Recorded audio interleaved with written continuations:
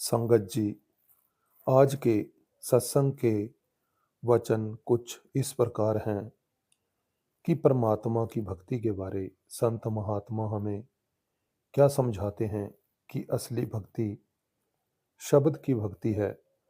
कोई तीर्थ करता है, कोई जप करता है, कोई तप करता है, कोई मूर्ति पूजा करता है, कोई दान पुण्य करता है। लेकिन संत समझाते हैं कि असली भक्ति शब्द की भक्ति है। जब जीव की सुरत शब्द से जुड़ जाती है, यदि जीव को पूरा सतगुरु मिल जाए और वह अपनी दया कर दे, वह नाम की कमाई करने का तरीका समझा दे और वो जीव नाम की कमाई करे, तो वही असली गुरु की भक्ति है। यही भक्ति परमात्मा को प्यारी भी लगती है और इससे आत्मा को सच्चा सुख प्राप्त होता है। संत जन शब्द की महिमा के बारे समझाते हैं।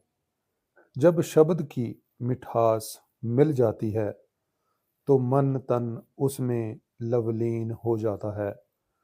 शब्द से ज़्यादा आनंद दुनिया के किसी भी और पदार्थ में नहीं है, किसी चीज़ में नहीं है। ना संतान में, ना धन में, ना पदार्थों में।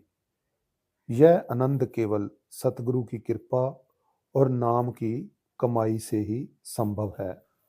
हंकार और मन का वश। गुरु साहब फरमाते हैं कि पूरा संसार हंकार अर्थात होमे में जल रहा है। मेरा शरीर, मेरा घर बार, मेरे बच्चे, मेरी जमीन जायदाद, मैं ऐसा हूँ, मैं वैसा हूँ, यह सब हंकार है और यह आग केवल सतगुरु और शब्द की कमाई के जल से बुझ सकती है। अन्य कोई ऐसा साधन ही नहीं जो इसे शांत कर सकता हो। गुरमुख और मनमुख का भेद। मनमुख कौन है? जो मन का कहना मानते हैं। वह अंधा है। बिना गुरु के जीवन अंधकार में रहता है।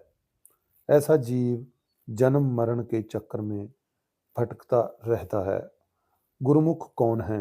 जो सतगुरु के हुक्म को मानते हैं, चलते हैं और वही करते हैं जो सतगुरु उन्हें हिदायत देता है।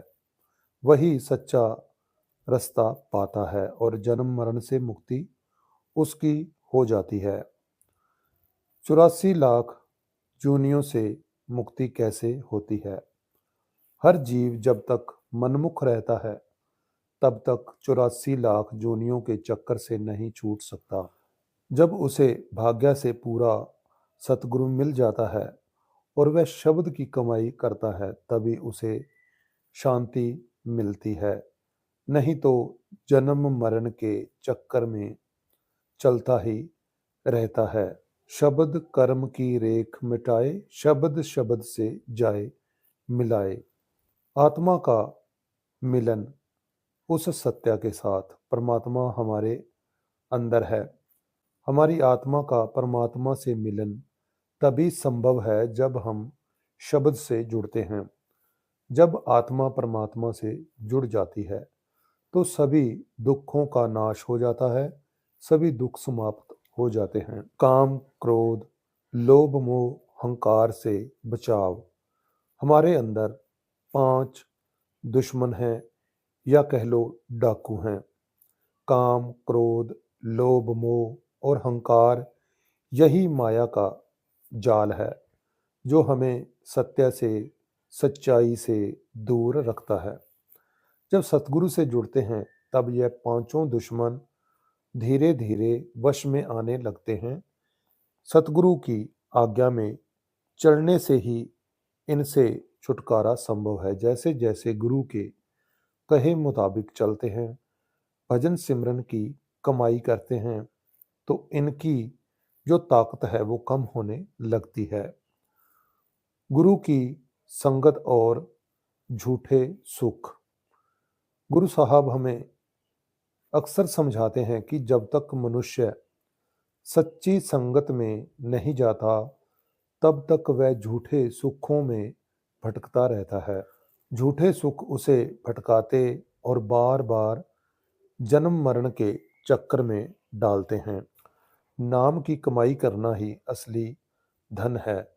मनुष्य इस दुनिया में धन दौलत, ऊंची प्रतिष्ठा, मान वड्याई को प्राप्त करने में लगा रहता है, लेकिन जो उसका असली नाम का धन है, नाम की कमाई है, उसकी ओर ध्यान नहीं देता। यह नाम की कमाई ही हमें जन्म मरण के चक्कर से बचा सकती है। अमृत और विष। गुरु साहब जी हमें समझाते हैं कि यह शरीर हमारा पेड़ है और हमारी आत्मा इसमें पंछी की तरह बसी हुई है।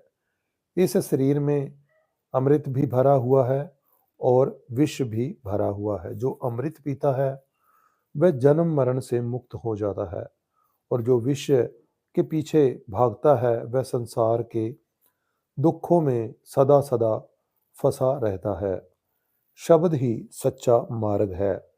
गुरु साहब हमें हिदायत देते हैं कि जब हम शब्द के मार्ग पर चलते हैं और सतगुरु की शरण में आते हैं, तभी हमें असली सुख मिलता है।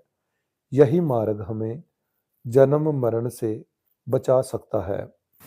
तो संगत जी, गुरु साहब जी का यह जो उपदेश है, परमात्मा हमारे अंदर ही है, लेकिन जब हम शब्द की कमाई नहीं करते, तब हम उसे अनुभव भी नहीं कर सकते।